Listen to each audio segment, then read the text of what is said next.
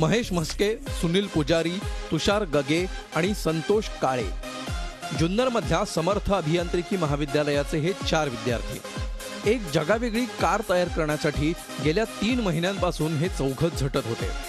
रात्रंदिवसाच्या त्यांच्या मेहनतीनं आकार दिला GEV अर्थात ग्रीन एनर्जी व्हेइकलला. सोलर पॅनल आहे, विंड एनर्जी आहे, पिझोलिड क्रिस्टल आहे. आम्ही सगळे इफेक्ट जे काही एन्व्हायरमेंट आम्हाला अवेलेबल होतील सगळे इफेक्ट चेंज केले आणि विचार केला की याचं आम्ही काय करू शकतो.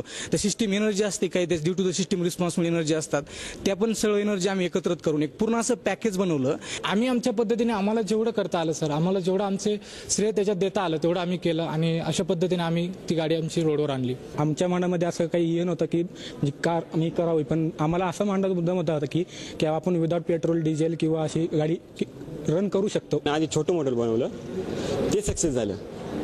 तेव्हा आम्हाला खात्री पडली की आम्ही मोठे बनवू शकतो आणि सक्सेस करू शकतो. या विद्यार्थ्यांनी आपल्या संशोधनाचा अहवाल विद्यापीठाला सादर केलाय.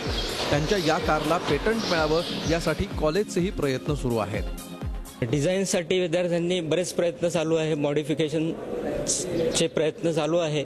तसंच पेटंटच्या दृष्टीने आमचे प्रयत्न चालू आहे.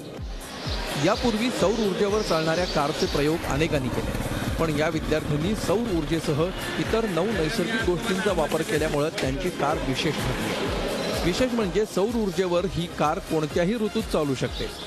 आजच्या वाढत्या महागाईच्या काळात इंधनाचे सततचे चढे दर लक्षात घेता बचत करणारी अशी कार कुणाला नको असेल.